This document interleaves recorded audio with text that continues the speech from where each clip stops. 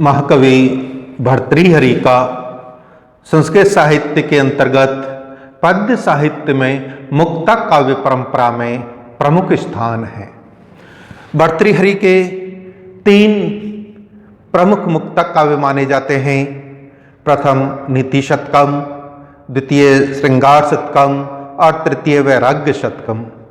मानव जीवन का परम उद्देश्य पुरुषार्थ चतुष्ट की प्राप्ति करना होता है और महाकवि भर्तृहरि ने अपने जो 3 ग्रंथ हैं वो तीनों ग्रंथ पुरुषार्थ चतुष्ट की प्राप्ति कराने के प्रमुख ग्रंथ माने जा सकते हैं, जिनमें जो 4 पुरुषार्थ हैं धर्म अर्थ काम मोक्ष। इन चारों पुरुषार्थों में धर्म और अर्थ का जो विवेचन है नीति शतकम में प्राप्त होता है, काम का विवेचन श्रृंगार शतकम में और मोक्ष का जो प्रतिपादन है उनका जो वैराग्य शतकम है उसमें प्राप्त होता है। ऐसे जो महाकवि जो मुक्तक काव्य में अपना प्रमुख स्थान रखते हैं, उनके जीवन के विषय में कहा जाता है कि वो पहले राजा थे और राजसी ठाट बाट में रहने वाले। वे एक रानी पद्माक्षी से बहुत अधिक प्रेम करते थे। उनके जीवन की एक प्रमुख घटना का उल्लेख प्राप्त होता है कि उनको एक साधु ने एक दिव्य फल जो आयुवर्धक था प्रदान किया और ये कहा कि हे महाराज, आप यदि इसको ग्रहण कर लोगे तो आपकी आयु की वृद्धि हो जाएगी। राजा ने ये सोच करके कि मेरी रानी यदि इस फल को खाए तो वह एक लंबे समय तक जीवित रहेगी, इसलिए उसने वह फल स्वयं न खा करके रानी पद्माक्षी को दे दिया। रानी राजा से इतना प्रेम नहीं करती थी जितना किसी परपुरुष से प्रेम करती थी, इसलिए उस रानी ने भी वह फल न खा करके अपने प्रेमी को दे दिया था और प्रेमी ने भी वह फल एक वैश्या को दे दिया। वह भी महारानी को इतना प्रेम नहीं करता था जितना एक वैश्या को।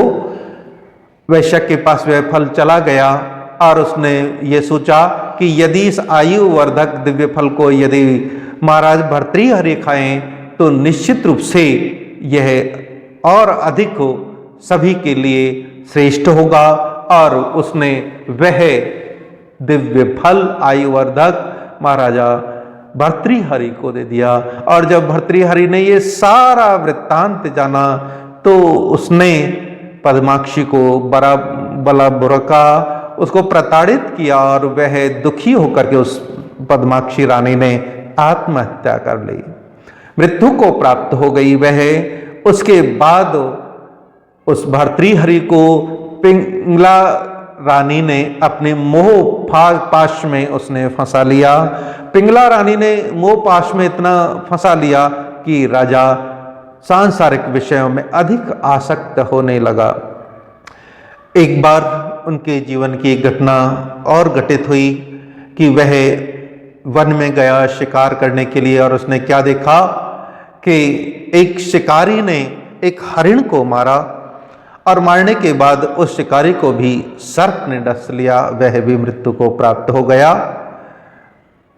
मृगों के मरने के बाद वह मृगी विलाप करने लगी, शिकारी की पत्नी विलाप करने लगी और ये सारा वृत्तांत जो राजा देख रहा था उसने आकर के अपनी पिंगला रानी को सुनाया और पिंगला रानी ने कहा कि जो पतिव्रता स्त्री होती हैं उनको अग्नि चिता की आवश्यकता नहीं, वह तो स्वतः ही प्राणों का परित्याग कर दे। राजा ने इसी बात को सोच करके कि यह कितना अधिक मुझ भर्तृहरि से प्रेम करती है, उस पिंगला की परीक्षा लेने के लिए भर्तृहरि ने एक दिन वन में जा करके वहां एक अपने वस्त्र को रक्त रंजित कर सेवक के हाथ पिंगला रानी के पास पहुंचाया और ये कहलवाया कि राजा को शेर ने आक्रमण करके मार दिया है। पिंगला ने जब सेवक के मुख से इस बात को सुना तो उसने अपना देह त्याग दिया।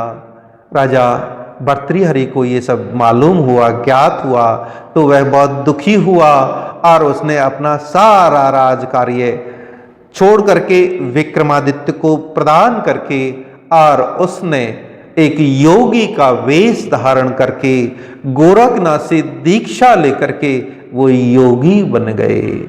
इस प्रकार एक राजा से योगी बनने की ये जीवन की उनकी प्रमुख घटना है।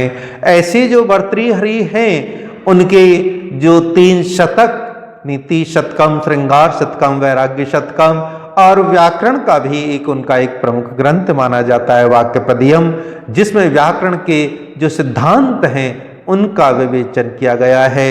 साथ ही यह भी हमको लेख प्राप्त होता है कि जो व्याकरण के जो प्रारंभ के आचार्य महर्षि पतंजलि, उनका जो प्रमुख ग्रंथ है महाभाष्य, उस पर भी भर्तृहरि ने टीका लिखी है महाभाष्य टीका के नाम से। इसका भी हमको लेख प्राप्त होता है। ऐसे जो भर्तृहरि हैं उनका संस्कृत साहित्य के लिए अत्यधिक योगदान है। धन्यवाद।